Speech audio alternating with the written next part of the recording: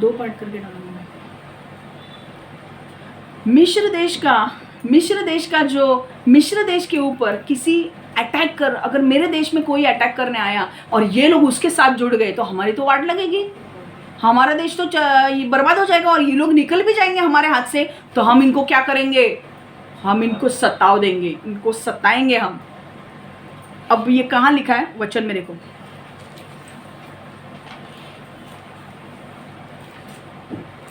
Exodus 1:1-14, निर्गमन 1:1-14।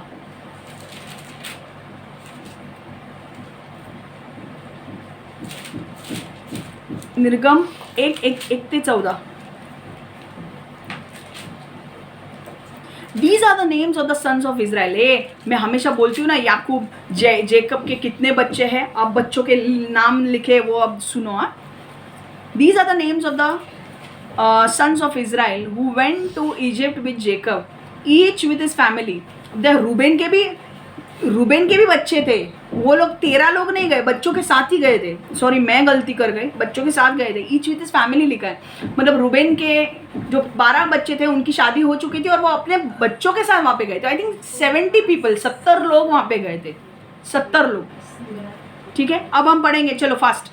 These are the names of the sons of Israel who went to Egypt with Jacob, each with his family: Reuben, Simeon, Levi, Judah, Issachar, Zebulun, Benjamin, Dan, and Naphtali, Gad, and Asher. Okay, the descendants of Jacob numbered 70 in all.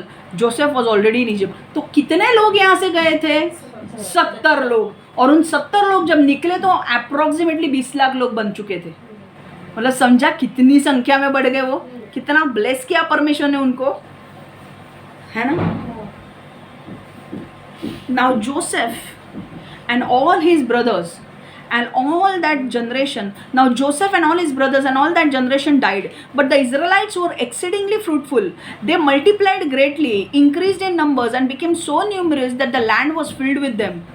The new king, to whom Joseph meant nothing, came to power in Egypt.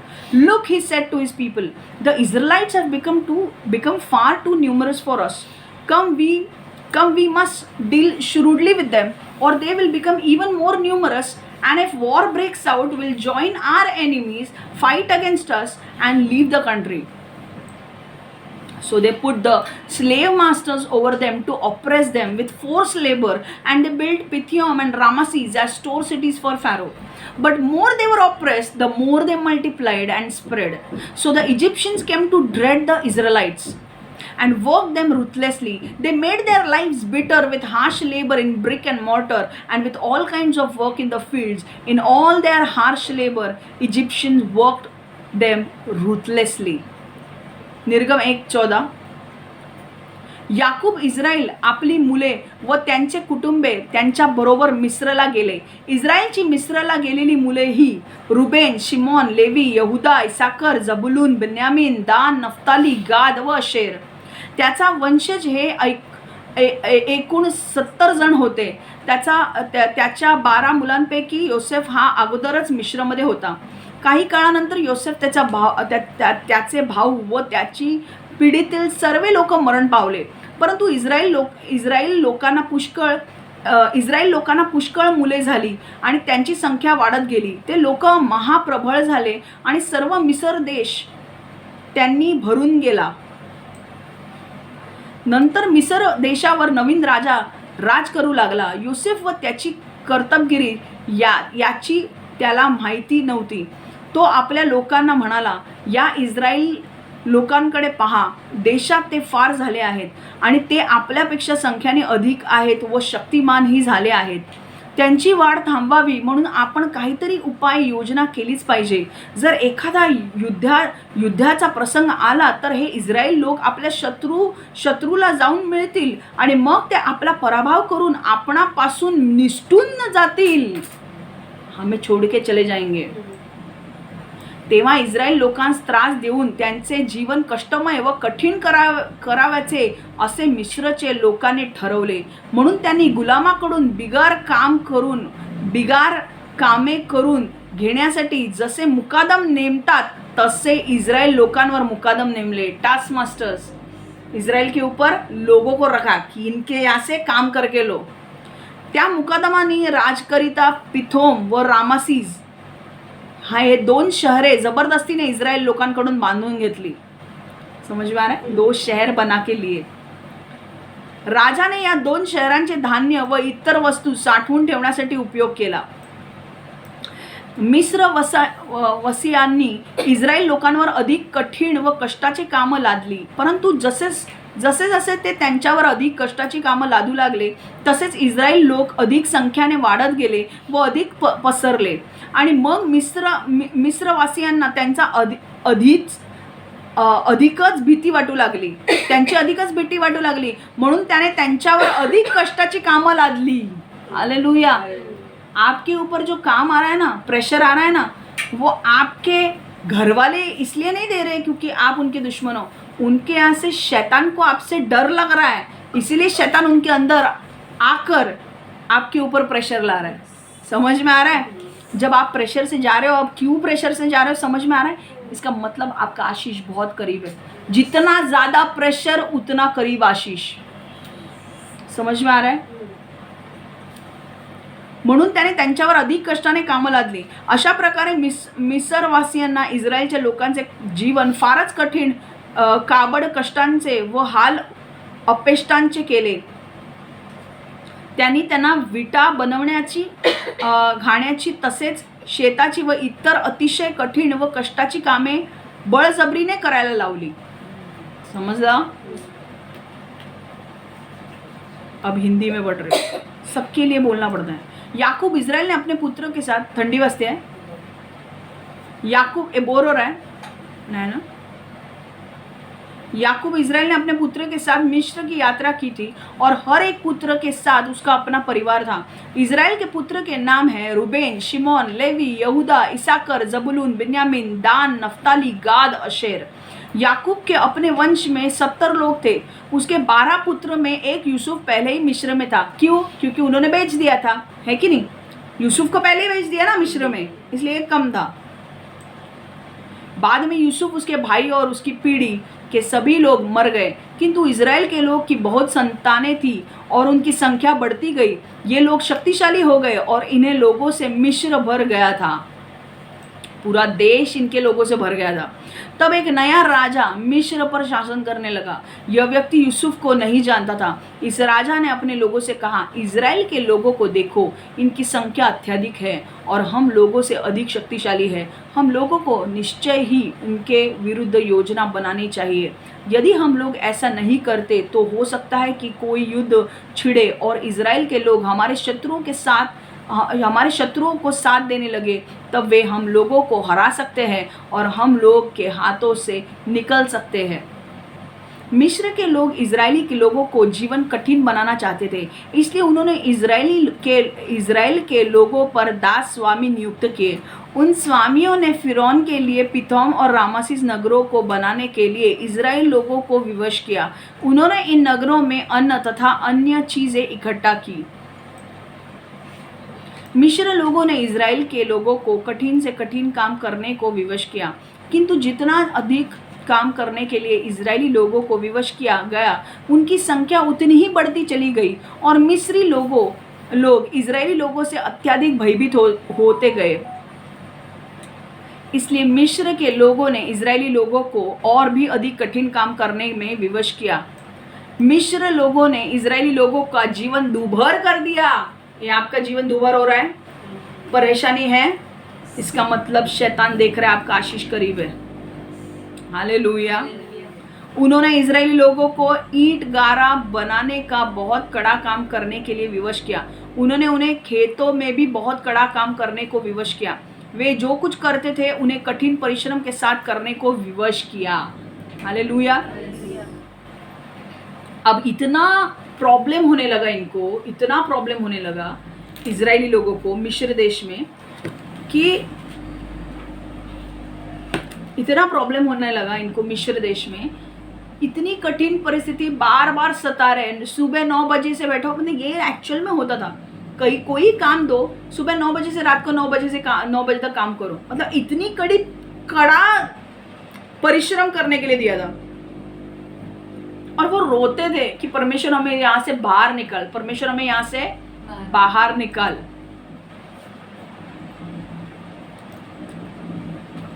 परमेश्वर ने इनके रोने को सुन लिया। चौथी पीढ़ी ना रो रही थी, परमेश्वर बहुत सताव आ रहा है, बहुत क्लेश हो रहा है, बहुत सताव आ रहा है, बहुत दर्द हो रहा है, परमेश्वर हमें यहाँ से बाहर निकाल।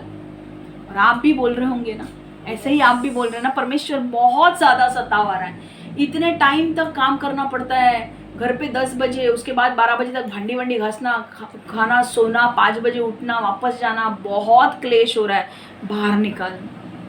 परमेश्वर ने आपकी प्रार्थना सुन ली है, बहुत जल्दी उसका उत्तर देगा, है कि नहीं? बहुत क्लेश हो रहा है, बहुत दर्द हो रहा है, परमेश्वर कब तक हम लोग इनके अंडर रहेंगे, कब तक हम यहाँ पे रहेंगे, कब हमें बाहर निकालेगा?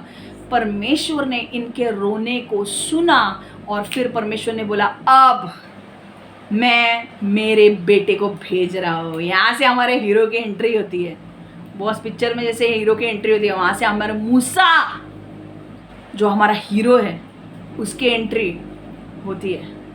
और मूसा को बोलता है, अब मूसा तू तैयार हो जा।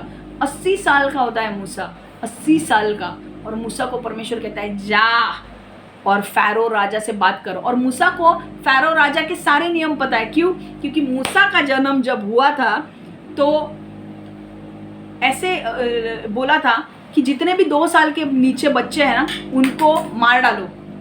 नियम आया था कि इनको मार डालो। और इसीलिए मूसा को उन्होंने क्या किया था, मूसा को एक बास्केट होता है, उसके अंदर उस बच्चे को डाला था और पानी में छोड़ दिया था। फ़ारो राजा की बेटी, देखो परमेश्वर कितना स्मार्ट मूव है परमेश्वर का। मूसा को उसकी मूसा का कॉलिंग बहुत बड़ा था। मूसा को 20 लाख लोगों को निकालना था, पर देखो उसके ऊपर कैसे अटैक आए। लूसीफर शैतान जानता था कि ये बच्चा कुछ बहुत बड़ा काम करने वाला है, मैं इसके पहले ही 2 साल के नीचे जो बच्चे हैं मैं इनको मरवा दूंगा। तो राजा के यहाँ से नियम आया था कि 2 साल के नीचे जो बच्चे हैं इनको मार डालो, है ना, इनको मार डालो। मूसा की जो माँ थी ना, उसे पता था कि मेरा बच्चा, अब मुझे उसे मारना पड़ेगा। कौन माँ मारेगी यार अपने बच्चों को? उसने पता है उसने क्या किया, एक बास्केट लिया, बास्केट में मूसा को रखा एंड उसने पानी में डाल दिया। उसने पानी में डाल दिया कि अब जो होगा वो होगा, वो मर जाएगा तो मर जाएगा। पानी में डाला तो कोई भी खा सकता है, मगरमच्छ होगी, कुछ होगा, वो उसने पानी में छोड़ दिया।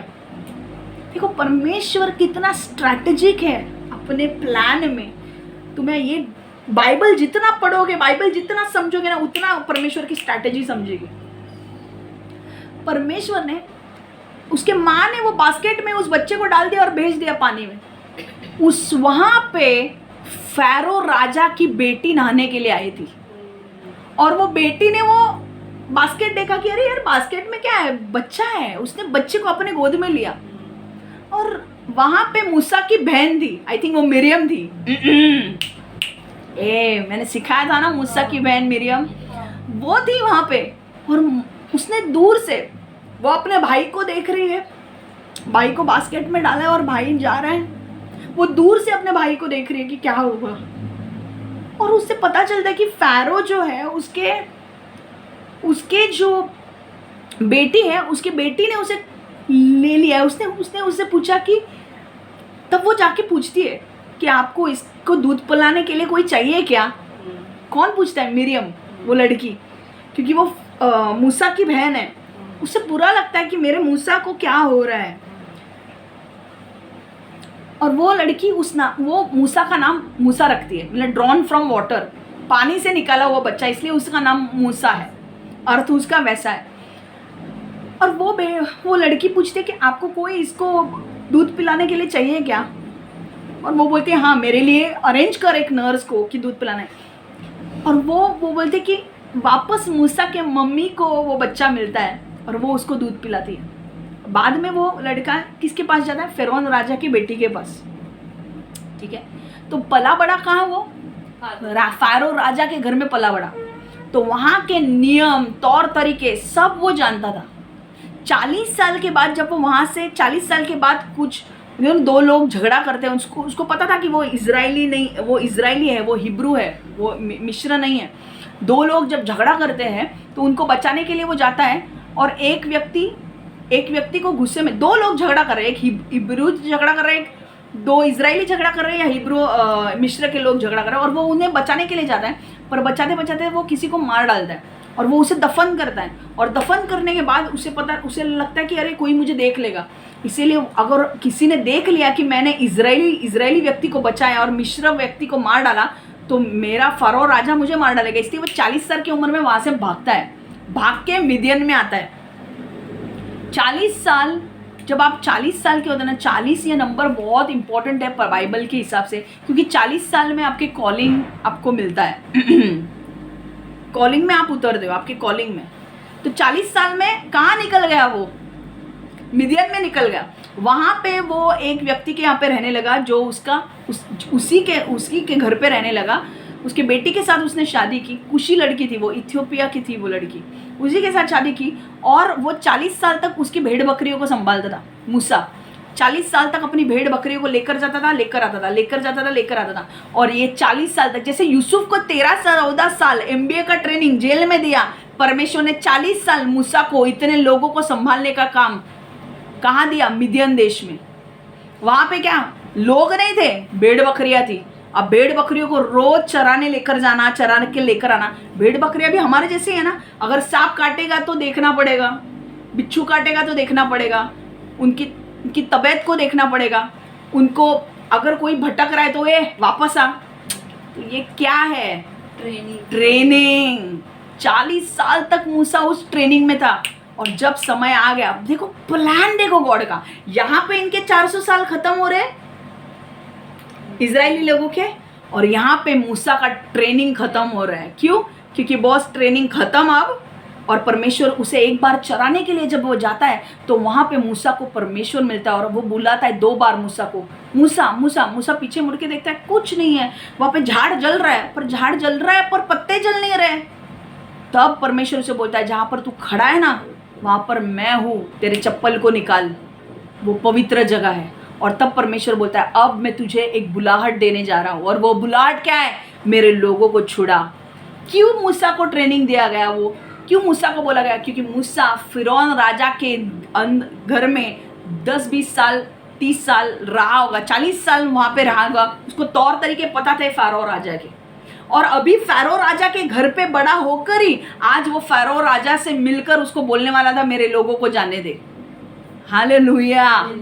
और ये जो राजा था, इसका मन इतना कठोर था कि उसके अंदर लूसीफर था, उसके अंदर शैतान था। वो इतना आसानी से लोगों को उसके हाथ से छूटने देने वाला नहीं था।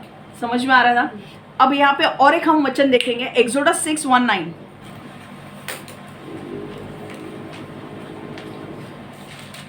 एक्सोडस 6:1-9, निर्गम 6:1-9, निर्गमन 6:1-9। Then the Lord said to Moses, now you will see what I will do to Pharaoh. Because of my mighty hand, he will let them go. Because of my mighty hand, he will drive them out of his country. God also said to Moses, I am the Lord. I appeared to Abraham, to Isaac, and to Jacob as God Almighty. But by my name, the Lord, I did not make myself fully known to them. I also established my covenant with them to give them the land of Canaan, where they resided as foreigners. Moreover, I have heard the groaning of the Israelites, whom the Egyptians are enslaving, and I have remembered my covenant. Therefore say to the Israelites, I am the Lord. I will bring you out from under the yoke of Egyptians. I will free you from being slaves to them, and I will redeem you with an outstretched arm, with mighty acts of judgment. I will take you as my own people, and I will be your God. Then you will know that I am the Lord your God, who brought you out from under the yoke of the Egyptians. I will bring you to the land I swore with uplifted hand to give to Abraham, to Isaac, and to Jacob. I will give it to you as a possession. I am the Lord. Moses reported this to the Israelites, but they did not listen to him because of their discouragement and harsh labor. मराठीमध्ये. तेव्हा परमेश्वर मोशेला म्हणाला, मी आत्ता फरोचे काय करतो ते तू बघशील. मी माझ्या महान सामर्थ्याचा त्याचा विरुद्ध उपयोग करीन. मग तो माझ्या लोकांना जाऊ देईल. तो त्यांना जाऊ देण्यास एवढा तयार होईल की तो त्यांना बळजबरीने घालवून देईल. मग देव मोशेला म्हणाला, मी परमेश्वर आहे. मी अब्राम, इसाक व याकूब यांना दर्शन दिले. त्यांनी मला एल शदाय असे नाव दिले. त्यांना याहवे म्हणजे परमेश्वर हे माझे नाव माहीत नव्हते. त्यांच्याशी पवित्र करार करून मी त्यांना कनान देश देण्याचे वचन दिले. ते त्या देशात राहिले, परंतु तो देश त्यांचा स्वतःचा नव्हता. ते तेथे उपरे होते.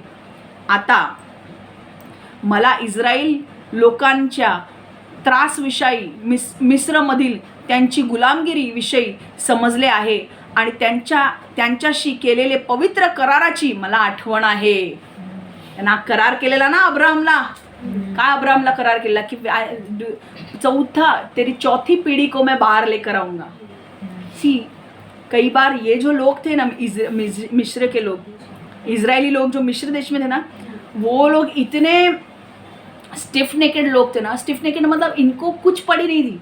ये लोग को सतावा रहा था इसलिए बाहर निकलने का था, पर ये लोग परमेश्वर के पीछे चलने वाले लोग नहीं थे. क्योंकि अब आगे चलकर देखो इन्होंने कितना सताया मूसा को. और छोटे छोटे चीज़ में खाना नहीं मिल रहा है, पानी नहीं मिल रहा है, ये नहीं मिल रहा है, बहुत सताया.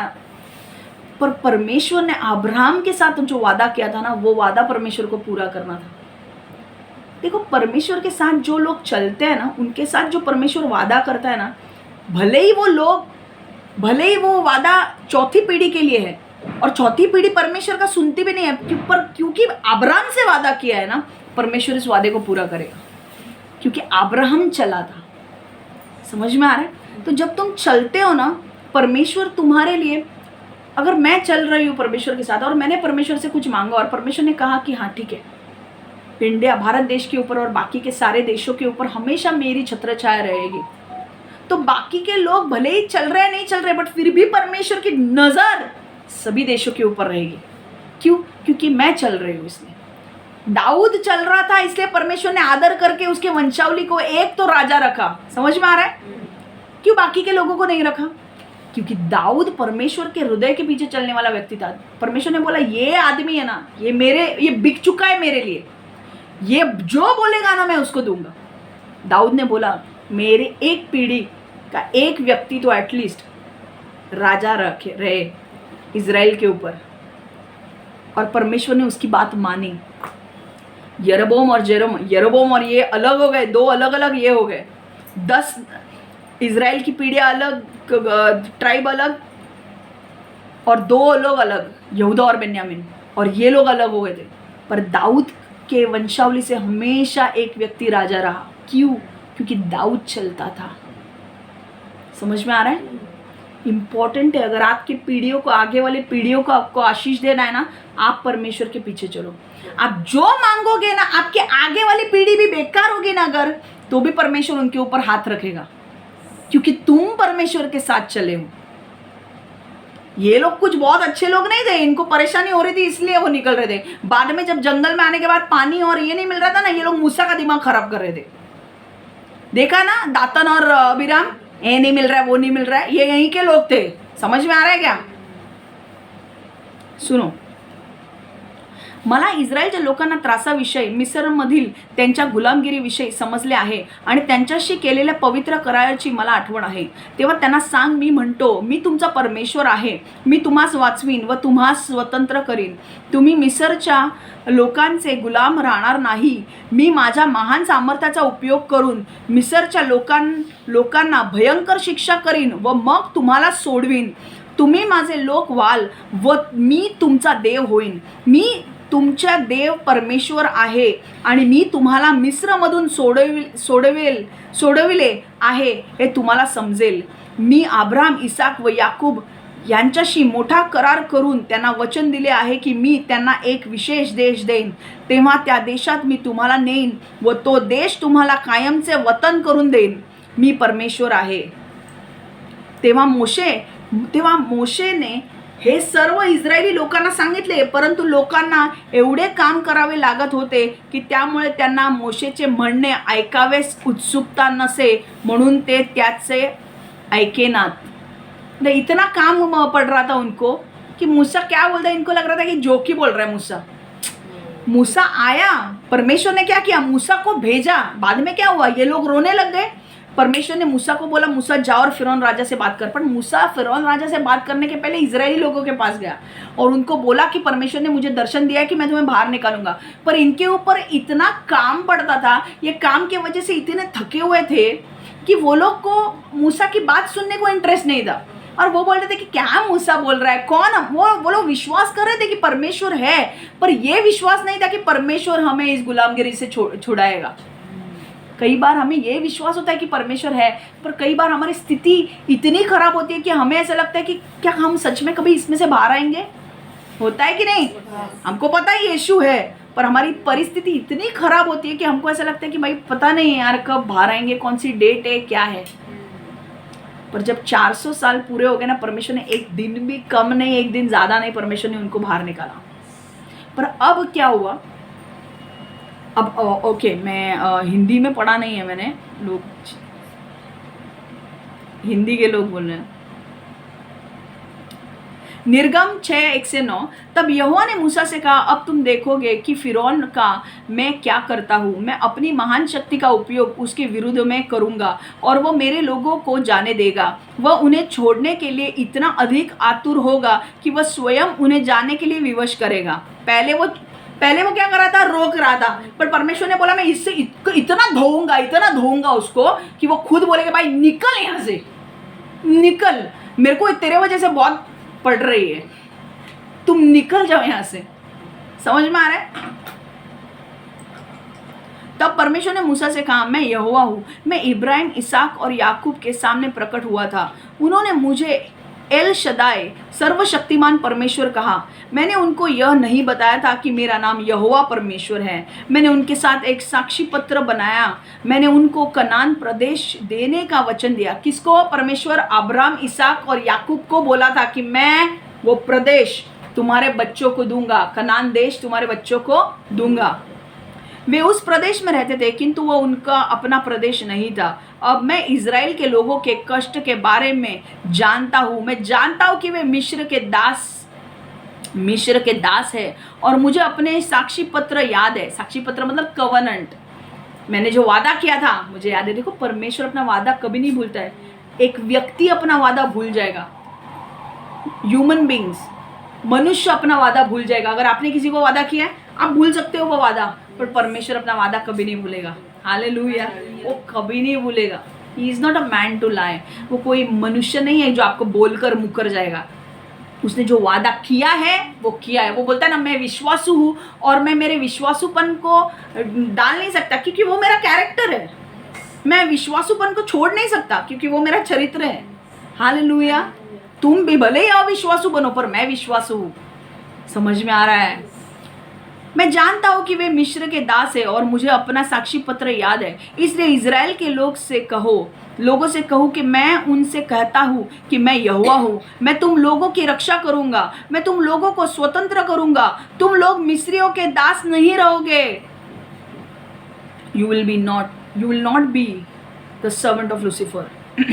मैं अपनी महान शक्ति का उपयोग करूंगा और मिस्रियों को भयंकर दंड दूंगा। तब मैं तुम लोगों को बचाऊंगा। तुम लोग मेरे लोग होंगे और मैं तुम लोगों का परमेश्वर। मैं यहोवा तुम लोगों का परमेश्वर हूँ और जानोगे कि मैंने तुम लोगों को मिस्र की दासता से मुक्त किया। मैंने इब्राहिम, इसहाक और याकूब से बड़ी प्रतिज्ञा की थी। मैंने उन्हें विशेष प्रदेश देने का वचन दिया था। इसलिए मैं तुम लोगों को उस प्रदेश तक ले जाऊंगा। बोला था ना अब्राहम को, उसने वापस उनको बोला कि मैंने जो भविष्यवाणी दी थी ना अब्राहम को, मैं 4 पीढ़ी के बाद मैं वापस वो मेरा दिया हुआ वादा पूरा करूंगा। समझ में आ रहा है। परमेश्वर ने भले ही वादा तुम्हारे पीढ़ी में पूरा नहीं किया है, पर तुम्हारे बाकी के पीढ़ी के लिए दिया है, तो वो तुम्हारी पीढ़ी जब आएगी ना, तुम्हारे बच्चों के बच्चों के बच्चों के बच्चे, वो वादा वो पूरा करेगा। कुछ लोग बोलते भाई हमारी शादी ही नहीं हुई है।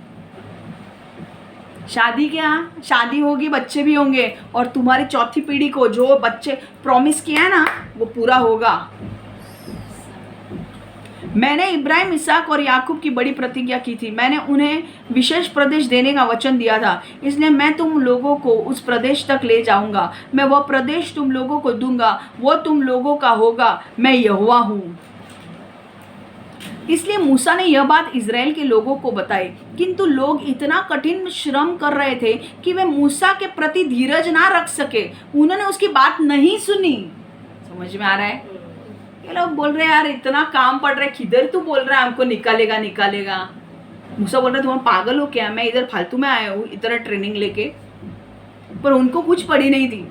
समझ में आ रहा है? कभी कभी ऐसा होता है कि नहीं, प्रेशर स्ट्रेस की वजह से अगर कोई सामने वाला व्यक्ति अच्छा भी बोल रहा है ना तो भी सुनने का मन नहीं होता है, क्योंकि because of the stress, because of the pressure हम नहीं कर पाते हैं, नहीं सुन पाते। कभी कभी हमारा lack of confidence, lack of faith, हमारा विश्वास इतना बेकार हो जाता है। देखो जब कई बार ना जब आप प्रेशर, स्ट्रगल, सत्ताओं से गुजरते हो ना, आपका विश्वास उसके वजह से कम हो सकता है। मैं आपके अंदर पंप कर रही हूँ विश्वास विश्वास विश्वास। हाँ, संडे को आपका विश्वास थोड़ा बढ़ता है, पर मंडे टू सैटरडे इतना काम करवा के लेते हैं आपसे कि वही विश्वास होगा क्या हमारा घर। मंडे को पूछो इनका घर होगा क्या, मंडे नहीं लगता है। शादी होगी क्या, नहीं लगती है, क्योंकि मंडे को बहुत रेस्ट है। घर होगा क्या, नहीं पता नहीं, घर नहीं होगा। ट्यूसडे घर नहीं होगा, वेडनेसडे घर नहीं होगा, थर्सडे नहीं क्या यार, फ्राइडे नहीं, अभी निचोड़ गए हैं पूरे हम प्रेशर। सैटरडे नहीं होगा, संडे होगा ना। होगा कैसे, क्षमा बोल रहे होगा। बच्चे होंगे, नहीं लग रहे। मंडे टू सैटरडे बच्चे नहीं होंगे, संडे होगा, यीशु के नाम से होगा, हालेलुया। प्रेशर, मंडे को प्रेशर, जो लूसीफर प्रेशर देगा शैतान काम में। नहीं रे क्या बच्चे छोड़, मेरे को इधर मेरे हाथ पैर इतने दुख रहे, कहाँ से बच्चा होगा, मेरी शादी भी कहाँ से होगी, कल लड़का कहाँ से आएगा, कौन किधर क्या। संडे हाँ होगा, यस आमेन। ना शादी नहीं होगी, ना बच्चा होगा, ना घर होगा, है ना। मंडे टू सैटरडे प्रेशर जब आता है ना तो हमें हमारा विश्वास कम हो जाता है, पर उस प्रेशर के बीच में भी आपका विश्वास कम नहीं होने देना है। मंडे टू सैटरडे भी यही डिक्लेयर करना है कि मेरा घर होगा, मेरी शादी होगी, मेरे बच्चे होंगे, मुझे जो चाहिए वो मुझे मिलेगा यीशु के नाम से, hallelujah. Just because of the pressure. और प्रेशर क्यों देता है वो? प्रेशर इसलिए देता है ताकि आपका कॉन्फिडेंस जाए यीशु के ऊपर से, आपका विश्वास कम हो जाए। और मैं एक ही चीज़ बोलती हूँ, परमेश्वर को खुश कर सकते हो सिर्फ विश्वास रख के। इब्रानियों 11:6 कहता है कि परमेश्वर को अगर आपको खुश करना है तो आपको विश्वास करना पड़ेगा कि वो है, और वो उन लोगों को पुरस्कार देता है जो उसकी बाट जोते हैं, जो उसके ऊपर विश्वास रखते हैं। परमेश्वर देखता है कि क्या इसकी बात, ये क्या बोल रहा है, मंडे टू सैटरडे क्या बोलता है, नहीं होगा, और संडे को इसके अंदर हवा भरती है तो बोलता है होगा। ये क्या है, ये मैं करना चाह रहा हूँ पर इसका अविश्वास है, इसलिए इसको जल्दी मिल नहीं रहा है। तो मंडे टू सैटरडे क्या होना चाहिए, होगा विश्वास। मंडे को भी होगा। मंडे को पूछे, शैतान पूछेगा आप लग रहा है क्या, इतना काम में दे रहा हूँ, 10 बजे घर पे पहुंच रही, होगा क्या शादी, होगा शादी। कल 11 बजे होगा क्या शादी, होगा। ट्यूसडे 11 बजे घर पहुंचेगी, होगा शादी, होगा। फ्राइडे 12 बजे होगा शादी, होगा। अरे तेरा अब बोलती मैं, तेरा बाप भी आएगा मेरी शादी में, होगा मेरा शादी, मेरे बच्चे भी होंगे, सब होगा। मंडे टू सैटरडे कितना भी प्रेशर आने दो, होगा मतलब होगा, क्योंकि मेरे परमेश्वर ने जो मुझे वचन दिया है, परमेश्वर कभी मुकरता नहीं है, परमेश्वर इसे पूरा करेगा, हालेलुया। समझ में आ रहा है? विश्वास जितना आप रखोगे ना, तकलीफ में भी सबसे इंपॉर्टेंट परमेश्वर आपका विश्वास परखता है तकलीफों में, कि आप तकलीफों में मुझे छोड़ रहे हो या तकलीफों में मुझे याद करके विश्वास कर रहे हो कि मेरा होगा। और विश्वास करते हो तो खुश रहना सीखो। हैं शादी होगी, हाँ ये क्या है, परमेश्वर बोलेगा ये खुशी का है क्या, तुम्हें अंदर खुशी है। जिनकी शादी हो गई वो भी मुंह लटकाए हुए हैं, जिनकी नहीं हो गए वो भी मुंह लटकाए हुए हैं। मतलब तुम लोग को वचन मिलकर क्या मतलब है ही नहीं अंदर। मंडे को होगा, हाँ होगा। अभी शमा ने बोला है तो मंडे को होगा शादी। अभी मैं पूछूंगी मंडे को होगा, हाँ होगा। ट्यूसडे होगा, दिखाना पड़ेगा ना परमेश्वर को। परमेश्वर बोलेगा अरे होगा तो खुश रहो ना, दिखना चाहिए अंदर से, खुश होना चाहिए भाई होगा। ये विश्वास दिखाओ परमेश्वर को। कि भाई भले ही मुझे दिख नहीं रहा है, विश्वास क्या होता है? जो मुझे दिखता नाही आहे उस पर मैं विश्वास करता हूँ की वो होगा. जे मला दिसत नाही पण माझा विश्वास आहे की ते होणार आहे, त्याला म्हणतात विश्वास. मंडे सैटरडे कितना भी तू दुख दे, मेरे परमेश्वर ने बोला है ना तो मेरा परमेश्वर करेगा. मेरे परमेश्वर ने अब्राहम को बोला, उसकी चौथी पीढ़ी बोला ना, पूरा किया ना तो वो पूरा करेगा. समझ में आ रहा है? मेरे को बोला है ना घर मिलेगा तो घर मिलेगा. मैं नहीं जानती कहाँ से पैसा आएगा पर घर होगा. मैं नहीं जानती कहाँ से वो लड़का आएगा भाई, मैं नहीं जानती कौन से कोने में वो लड़का छुपा है. अमेरिका में छुपा है, यूरोप में छुपा है, दुबई में छुपा है, किधर छुपा है पता नहीं, दिखता ही नहीं है, पता नहीं किधर है. पर वो परमेश्वर ने बोला है, परमेश्वर राइट टाइम पे तुम्हारे सामने लाएगा. बच्चा कैसे होगा? लड़का आएगा तो बच्चा भी होगा ना यार, ऑब्वियसली बच्चा होगा. डरते हो फिर भी होगा, टेंशन मत लो. और क्या चाहिए तुम्हें? परमेश्वर ने जो तुम्हें बोला है, परमेश्वर बोलेगा मेरे लिए मंदिर तैयार कर. अरे मंदिर तैयार कर पर पैसा कहाँ से आएगा? परमेश्वर देगा.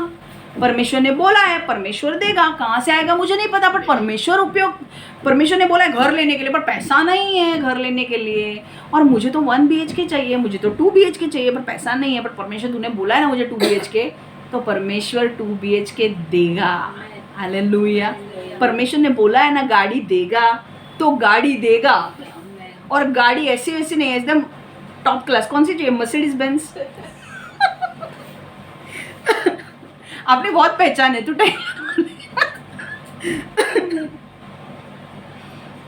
सी I am telling you, faith विश्वास के ऊपर जियो. ओके परमेश्वर असंभव को संभव करने वाला है, परमेश्वर है. और जब आप विश्वास में जीते हो ना और परमेश्वर ऐसे चमत्कार करता है ना, आपका विश्वास और बढ़ जाता है. And there is a meaning to your life. मतलब मजा आता है ऐसी लाइफ जीने के लिए. एंड जब तुमको पता है सब चाम वाम करके सब हासिल करना हो, उसमें कुछ मजा नहीं है. जादू टोने करके पाने को वो मजा नहीं है. सही तरीके से पाना उसमें मजा है. विश्वास में वेट करना, वो चीज़ें पूरी होना, परमेश्वर का हाथ देखना, परमेश्वर की उपस्थिति हमारे साथ चलना और तब आपको मिलना, वो उसमें मज़ा है. अभी ये रंजना रुकी है, पर रंजना को अच्छा घर मिलने वाला है. कीर्ती रुकी है, कीर्ती को भी अच्छा घर मिलने वाला है. तू रुकी है, तो शादी अच्छी होने वाली है. तुमचं पण जे काय चांगला होने वाला है. मेरा भी तो बहुत ही अच्छा होने वाला है. मेरा विश्वास है. समझ में आ रहा है? अभी मैं बोल रही हूँ ना, ये आपको समझा क्या? यहीं पे बैकग्राउंड खत्म है. ओके बैकग्राउंड इधर खत्म हो गया, पर आपको समझ में आया बैकग्राउंड? अब हम नेक्स्ट इसमें से 10 प्लेग्स चालू करने वाले हैं. तो समझ में आ रहा है? आगे के 10. अभी ये लोग फिरौन राजा ने क्या किया? फिरौन राजा को इतने जल्दी छोड़ना नहीं था इजरायली लोगों को. तो वो हमेशा उसका हृदय परमेश्वर कठोर कर रहा था. फिर मूसा जाके बोलता था छोड़ छोड़ छोड़, ये छोड़ता ही नहीं था. फिर एक एक न्याय फिरौन राजा के ऊपर आने लगे. और वो न्याय क्या है ना, वो हम सीखने वाले हैं. और परमेश्वर ने मूसा को इस्तेमाल किया न्याय लाने के लिए. और जैसे मूसा बोलता था वैसे वो चीज़ें होती थी. अब बैकग्राउंड क्लियर है? अब 10 प्लेग्स में मज़ा आएगा समझने के लिए. कौन नहीं छोड़ता है यार? तेरे परमेश्वर बोलता है मैं तेरा ऐसा गला दबाऊंगा ना फ़ारो कि तेरे को ज़बरदस्ती मेरे बच्चों को छोड़ना ही पड़ेगा. क्या तू 12A और 12ABG और 12AB एंड 80G रिलीज नहीं कर रहा है? तेरा ना एक गला दबाता हो तो देख मैं. हालेलुया. चलो हम लोग प्रेयर करते हैं. परमेश्वर यीशु हम धन्यवाद देते हैं प्रभु इस बैकग्राउंड के लिए जो तूने मुझे मदद की सही तरीके से लेने के लिए.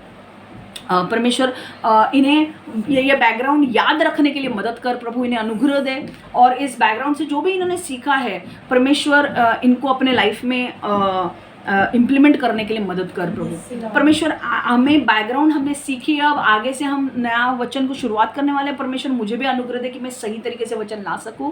और परमेश्वर आज जो भी इन्होंने सीखा है वो उन्हें रिमेंबर याद रखने के लिए मदद कर प्रभु. और याद रखने के लिए मदद करो, जो भी सीखा है उसके ऊपर चलने के लिए मदद कर प्रभु. यीशु के नाम से मैं प्रार्थना करती हूँ. Amen amen amen. God bless you all. Take care.